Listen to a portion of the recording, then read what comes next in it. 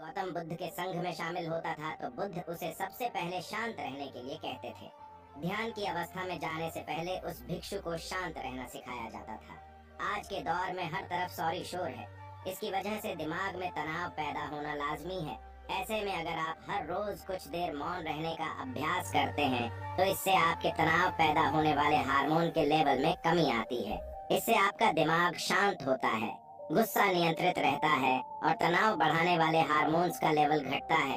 आज के इस वीडियो में हम जानेंगे कि किन मौकों पर हमें शांत रहना है और किन मौकों पर हमें बोलना है और शांत रहने से हमारे अंदर क्या बदलाव आ सकता है। दोस्तों, संध्या काल का समय था। गुरु अपने सभी शिष्यों को बुलाते हैं और कहते हैं, कल सुबह सब लोग नदी में स्नान करने के बाद तुरंत हमारी कुटिया के सामने उपस्थित हो जाना। सभी इसी से हैरान रह जाते हैं कि हम लोगों ने कुछ गलती की है क्या, लेकिन गुस्से से यह कहते हैं कि हो सकता है कि गुरुजी कल सुबह कुछ अच्छी बात बताने वाले हैं। सब लोग रात को सही समय पर सो जाते हैं और सुबह उठकर सभी लोग नदी में स्नान करने के बाद वापस गुरुजी के सामने उपस्थित हो जाते हैं। गुरु कहते हैं, आज हम तुम सबको चुप रहने के फायदे के बारे में बताऊंगा।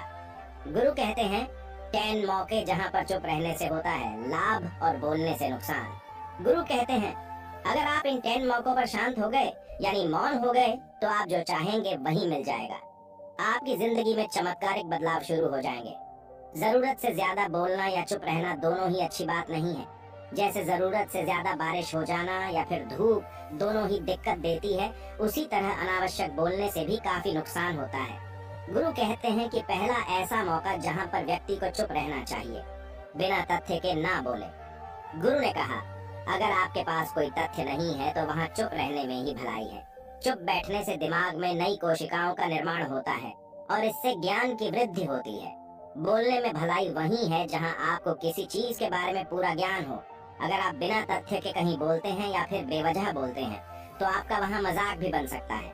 अगर आपके पास पर्याप्त जानकारी नहीं है, ऐसी जगह पर बोलने से आपका मजाक तो बनी रहेगी, साथ ही साथ लोगों का भरोसा भी आपसे उठने लगेगा। इसलिए ऐसी जगह पर शांत रहो जहां तुम्हें पता ना हो कि क्या बोलना है क्या नहीं। कई बार कुछ लोग ऐसे होते हैं जो हर जगह अपनी उपस्थिति बताने लगते हैं। उन्हें पता नहीं होता है कि हमें क्या बोलना है, लेकिन फिर भी बोलते जाते हैं और फिर बाद में दूसरे लोग उनके जाने के बाद उनका मजाक उड़ाते हैं। जब तक आपको उस तथ्य के बारे में अच्छा ज्ञान नहीं है, उसके बारे में पता नहीं है, तो वहाँ चुप रहना ही ज्यादा समझदारी है। गुरु ने कहा, दूसरा ऐसा मौका जहाँ पर व्यक्ति को चुप रहना चाहिए। शब्दों से न पहुंचे ठेस। अगर आपके शब्द किसी को मानसिक ठेस पहुंचा रहे हैं तो वहां चुप हो जाना चाहिए। कमजोर व्यक्ति के बारे में कुछ भी बोलकर आप महान नहीं बन सकते हैं। महान आप किसी कमजोर का साथ देने में बनेंगे।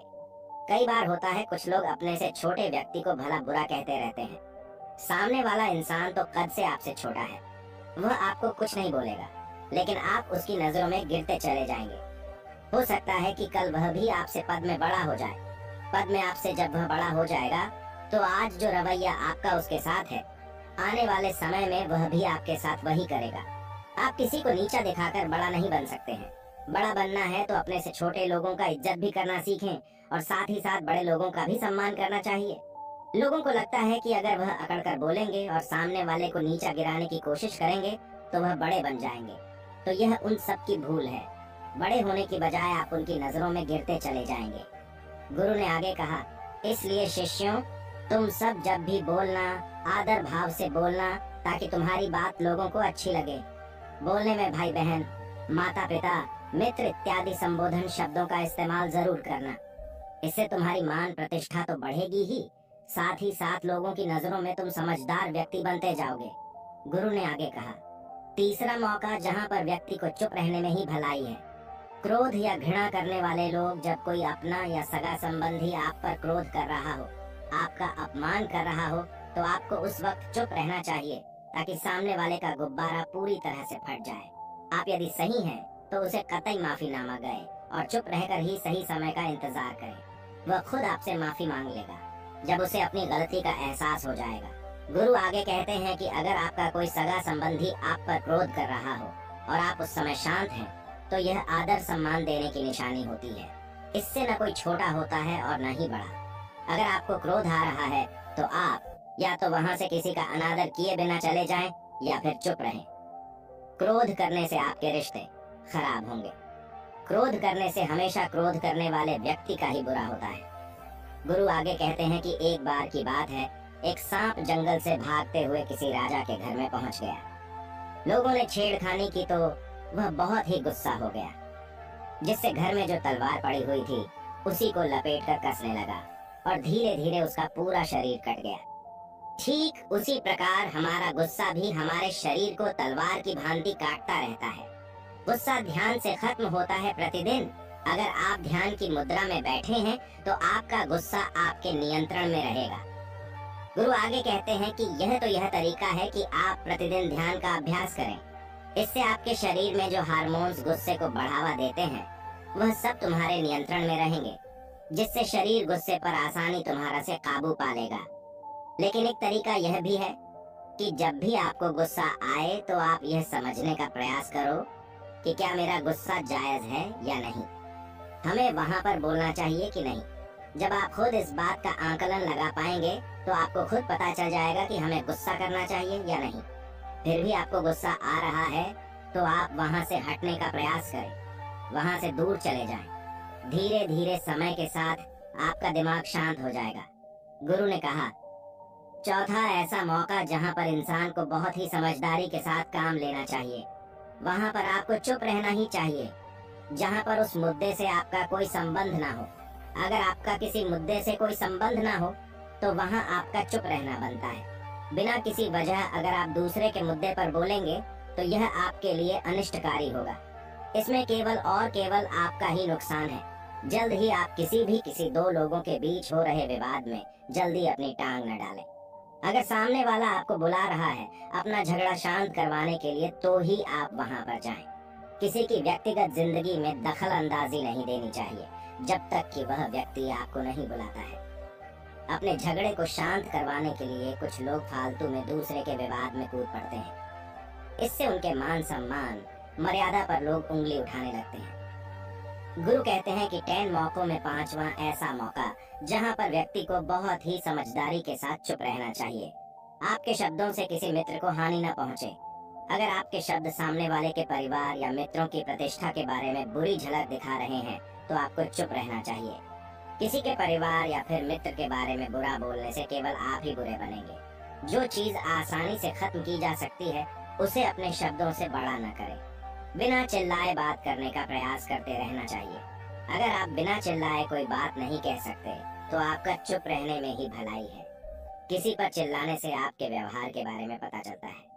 ज्यादा बोलने से चीजें हमेशा खराब ही होती हैं। कई बार कुछ रिश्ते ज्यादा तेज बोलने की वजह से टूट जाते हैं। इसलिए अपनी आवाज में मीठापन लाएं। आपके शब्दों से आपके दोस्त को हानि नहीं पहुंचनी चाहिए। कभी कभी दोस्तों के जब हम मजाक हैं तो रहे कि आपके शब्दों से किसी का अनादर ना हो।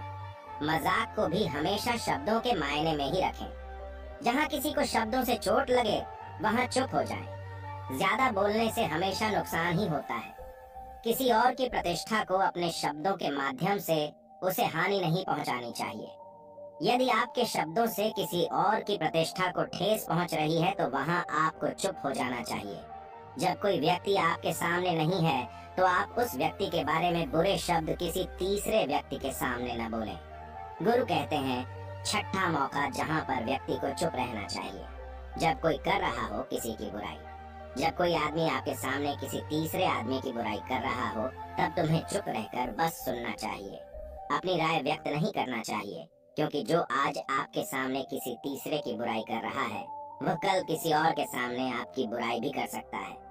यदि आपने कुछ कहा है तो नीति शास्त्र के अनुसार जो अपने मुंह को बंद रखता है और बुद्धि से काम करता है वही इंसान समझदार होता है। बिना जरूरत के बोलना, किसी के बारे में किसी के बीच में बोलना यह गलत बात है। कभी कभी हमारे लिए बुद्धिमानी इसी में होती है कि हमें अपना मुंह ऐसी जगह पर नहीं खोलना चाहिए। गुरु आगे कहते हैं कि 10 मौकों में 7वां ऐसा मौका जहां पर व्यक्ति को चुप रहना चाहिए, जब कोई नहीं समझे आपकी भावना। यदि आपको लग रहा है कि कोई व्यक्ति आपकी भावना, दुख या परेशानी को शब्दों में नहीं समझ रहा है, यदि आपको लग रहा है कि सामने वाला व्यक्ति आपकी भावना या दुख को या आपकी जो परेशानी है उसको वह समझ नहीं पा रहा है या समझने का प्रयास ही नहीं कर रहा है या वह आपको ध्यान से सुन ही नहीं पा रहा है, तो ऐसे व्यक्ति के सामने आप चुप ही रहें, क्योंकि ऐसे लोगों को आपकी भावना या दुख से कोई मतलब नहीं होता है। ऐसे लोगों को अपना राज बताकर आप पछताएंगे ही बाद में। इसलिए हर किसी को अपने मन की बात नहीं बतानी चाहिए। अगर आपको लग रहा है कि सामने वाला आपकी बात को नहीं समझ पा रहा है, आपकी भावनाओं को नहीं समझ पा रहा है, तो वहां पर आपको नहीं बोलना चाहिए, क्योंकि आज में आपका मजाक ही बन जाएगा जब आपको लगने लगे कि सामने वाला आपकी भावनाओं को ठीक तरीके से समझ रहा है। आप जो कह रहे हैं वह ठीक से सुन रहा है, तभी आप उसे अपनी बात कहें।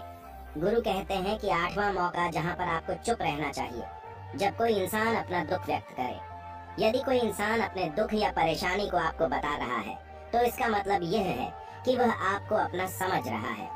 ऐसे में तुरंत ही उसे समाधान बताने के बजाय चुप रहकर उसके दुख या समस्या को सुने। उसके दुख या समस्या को किसी और को न बताएं।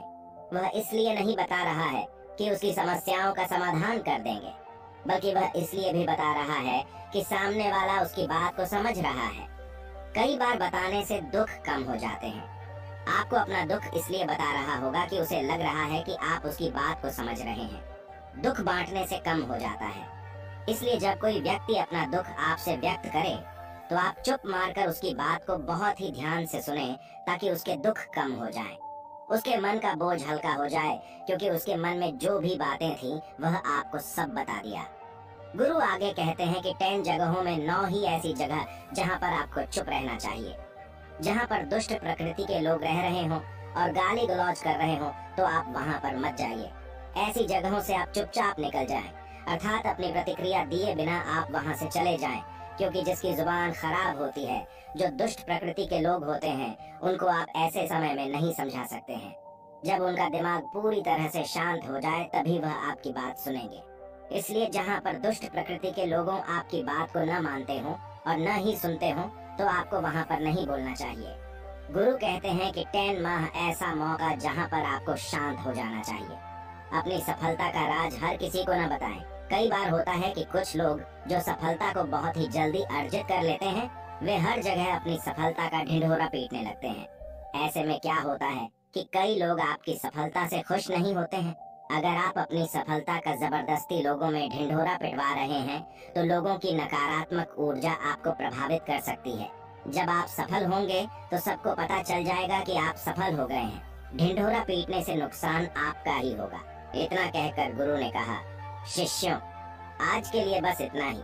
अगर तुम सब मेरी इन 10 बातों को अपने जीवन में अपना लेते हो, तो तुम सब काफी हद तक परेशानियों से बचे रहोगे। यहाँ से जाने के बाद मेरी यह बातें आपके जीवन किसी वरदान से कम साबित नहीं होंगी। दोस्तों, मुझे उम्मीद है इस वीडियो से आपको बहुत कुछ सीखने को मिला होगा। अगर आप नए हो तो हमसे जुड़ने के लिए इस चैनल को सब्सक्राइब करना मत भूलिएगा।